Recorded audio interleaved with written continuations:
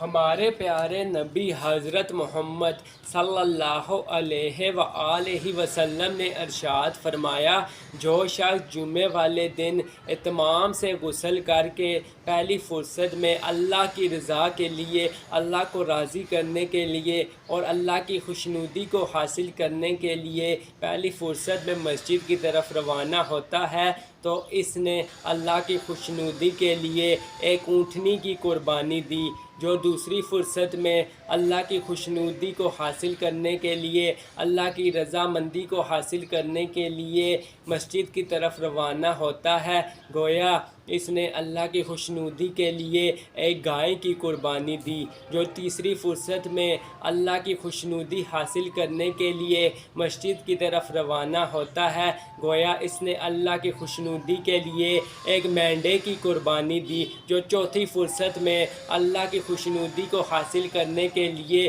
مسجد، اللہ پاک کے پیارے گھر کی طرف روانہ ہوتا ہے، گویا اس نے اللہ کی خوشنودی حاصل کرنے کے لیے ایک مرغی کی قربانی دی۔ جو پانچویں فرصت میں اللہ کے گھر کی طرف، پیارے گھر کی طرف روانہ ہوتا ہے، گویا اس نے اللہ کی خوشنودی کے لیے، اللہ کی خوشنودی حاصل کرنے کے لیے انڈے کے ذریعے اللہ کی خوشنودی حاصل کی۔ بے شک اور جب امام خطبہ دینے کے لیے باہر آتا ہے اور خطبہ شروع کرتا ہے، تو اس سے جتنا مسجد میں آنے کا ثواب ہوتا ہے اتنا ہی خطبہ سننے کا بھی ہوتا ہے۔ اس حدیث کا اصلی مقصد یہ ہے، اس حدیث کو بتانے کا اصلی مقصد یہ ہے کہ ہمیں جلدی سے جلدی جمعے والے دن مسجد کی طرف پہنچنا چاہیے، مسجد میں پہنچنا چاہیے، اور اگر لیٹ بھی ہو جائیں تو خطبے سے پہلے پہنچ جائیں۔ بے شک ماشاءاللہ سبحان اللہ۔ اگر آپ کو یہ حدیث اچھی لگی ہو تو کمر سے ماشاءاللہ لکھ دیں اور دل سے لائک بھی کر دیں۔ اللہ پاک آپ کے اس نیک عمل کے ذریعے آپ کو دنیا کے صغیرہ اور کبیرہ تمام گناہوں کی معافی دے دے، آمین ثم آمین۔ نعت سرکار رسول پاک صلی اللہ علیہ وآلہ وسلم سن کے جائیے گا، اور چھوٹی سی حدیث بھی باقی ہے وہ بھی سن کے جائیے گا، تو چلیں سنتے ہیں۔ ایسا سرکار کی باتیں سنا، ایسا سرکار کی باتیں سنا، سید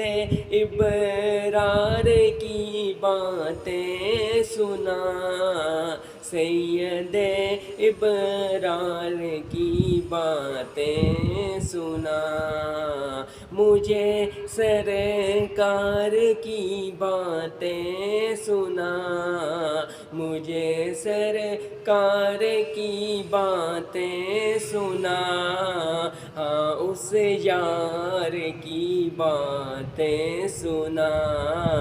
ہاں اس یار کی باتیں سنا، سید ابرار کی باتیں سنا،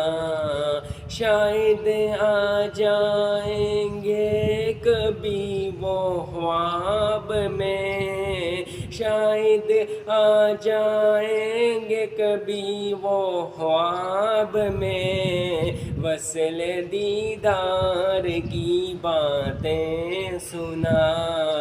وصل دیدار کی باتیں سنا،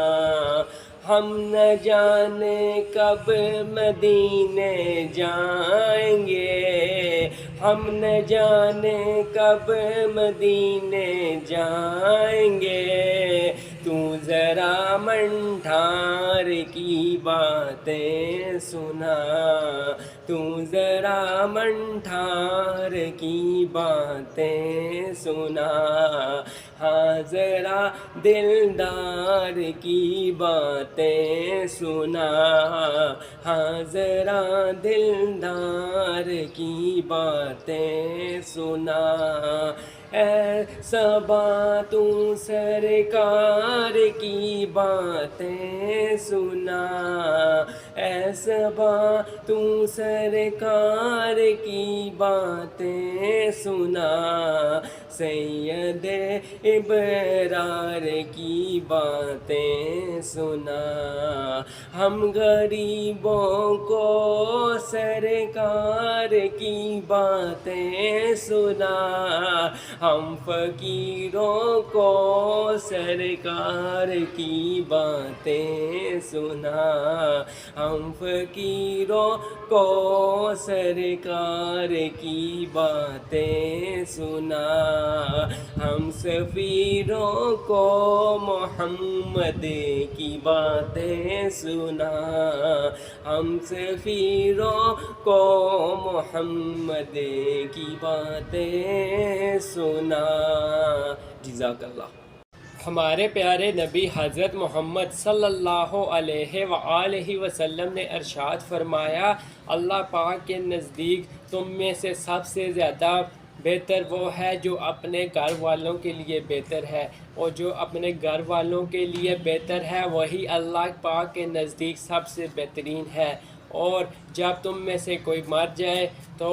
اس کی برائیوں کو نہ گنو، یعنی اسے خیر بات کہہ دو، بے شک اللہ پاک ہمیں اچھے اعمال کرنے کی توفیق دے، آمین۔ ہمارے پیارے نبی حضرت محمد صلی اللہ علیہ وآلہ وسلم نے ارشاد فرمایا، اللہ پاک فرماتے ہیں، اے میرے پیارے بندے، تمہارے پہلے، تمہارے پچھلے اور تمہارے تمام انسان اور تمہارے تمام جن مل کر بھی ایک میدان میں کھڑے ہو جائیں اور مجھ سے مانگیں تو میں اپنے خزانوں میں سے انہیں عطا کروں گا، اور میرے خزانوں میں سے تھوڑا سا بھی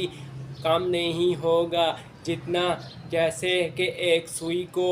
سمندر میں ڈال کر واپس نکالا جائے۔ اور میرا اللہ پاک قرآن کے ذریعے فرماتا ہے، ہمارا پیارا قرآن فرماتا ہے، کُلُّ